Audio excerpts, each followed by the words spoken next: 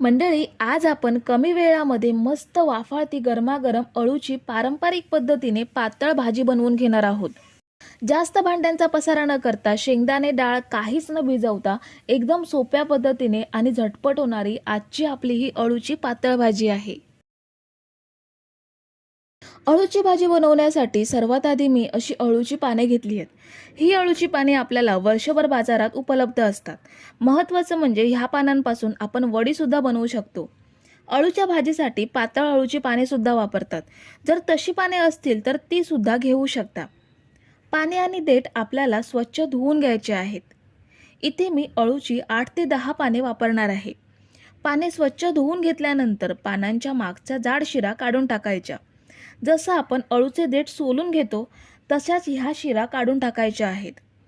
ह्यांना सुद्धा थोडीफार खाज असते.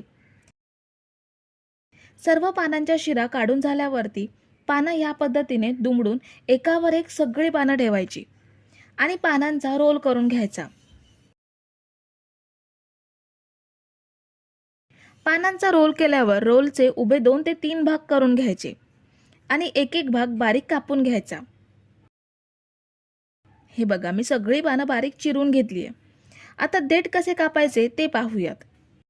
अळूचे देठ स्वच्छ धुतल्यानंतर दोन्ही बाजूंनी थोड्या थोड्या अंतरावर कापून टाकायचे आणि हे अळूचे दांडे आपल्याला ह्या पद्धतीने सोलून घ्यायचे आहेत. ह्याची सालं नखांनी अगदी सहज वेगळी होतात. दांडीच्या सालींना खाज असते म्हणून अळूचे दांडे सोलून घ्यायचे. दांडे सोलल्यानंतर अर्धा अर्धा इंचावर कापून घ्यायचे. हे बघा, ह्या पद्धतीने. तर इथे मी सगळ्या अळूच्या दांड्या आणि अळूची पाने कापून घेतली आहेत. ही कशी शिजवायची ते मी तुम्हाला पुढे सांगते. एका मिक्सिंग बाउलमध्ये 1 वाटी शेंगदाणे घ्यायचे आहेत. अर्धी वाटी तूर डाळ घेऊयात आणि अर्धी वाटी मूग डाळ घ्यायची आहे. तुम्ही ह्यामध्ये तुमच्या आवडीनुसार कोणतीही डाळ किंवा कडधान्य घेऊ शकता. आपल्याला ह्यामध्ये पाणी घेऊन डाळ आणि शेंगदाणे स्वच्छ धुवून घ्यायचे आहेत. तर मी इथे डाळ आणि शेंगदाणे 2 वेळा स्वच्छ धुवून पाणी गाळून कुकरमध्ये घेतले. हे आपल्याला अजिबात भिजत ठेवायचे नाहीयेत.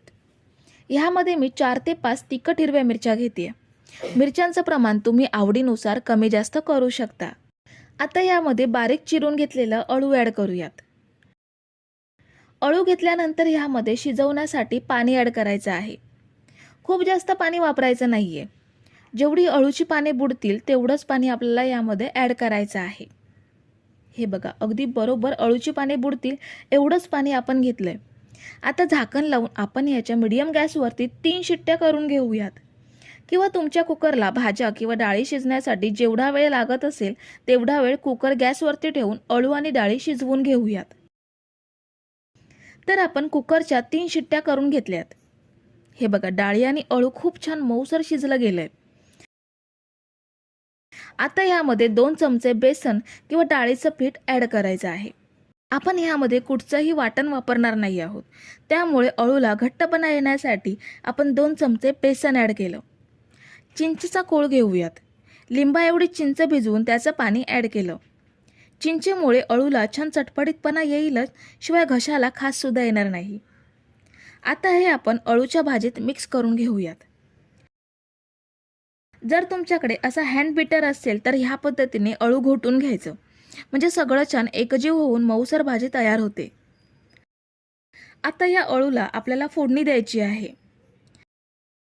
त्यासाठी मी गॅसवरती तडका पॅन ठेवलाय आणि त्यामध्ये 4 चमचे तेल सुद्धा घेतलंय. तेल चांगलं गरम झाल्यानंतर 1 चमचा मोहरी ॲड करायची. मोहरी तडतडल्यानंतर 1 चमचा जिरं ॲड करायचं आहे. थोडीशी कढीपत्त्याची पाने घेऊयात. 8 ते 10 लसूण पाकळ्या ठेचून ॲड करायच्या. साधारण अर्धा मिनिट ही फोडणी परतून घ्यायची. त्यानंतर पाव चमचा हिंग आणि पाव चमचा हळद ॲड करायची. पुन्हा अर्धा मिनिट फोडणी परतून घ्यायची. आता ही बनवलेली फोडणी आपल्याला अळूच्या भाजीमध्ये ॲड करायची आहे.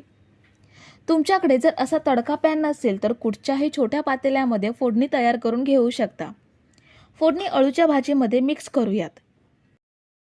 आपल्याला जेवढी पातळ ही भाजी हवी असेल तेवढं पाणी ह्यामध्ये ॲड करून कन्सिस्टन्सी ॲडजस्ट करायची. इथे मी 1 ग्लासभर पाणी ॲड करून भाजी पातळ करून घेतली आहे. थोडीशी कोथिंबीर घेऊयात आणि शेवटी यामध्ये चवीनुसार मीठ घेऊयात. पुन्हा एकदा सगळं छान एकजीव करून घ्यायचं आहे.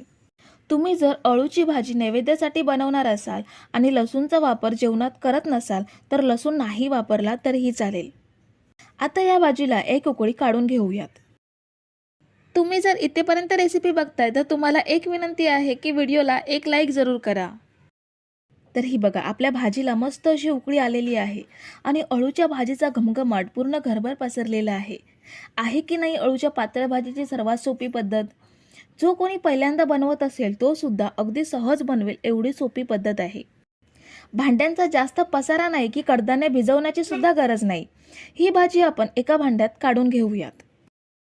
तर मंडळी रेसिपी कशी वाटली हे कमेंट करून नक्की सांगा आणि व्हिडिओला न विसरता लाईक करा. रेसिपी तुमच्या मित्रमैत्रिणींसोबत शेअर करा आणि चॅनलला सबस्क्राईब केलं नसेल तर लगेच सबस्क्राईब करून घ्या. थँक्यू.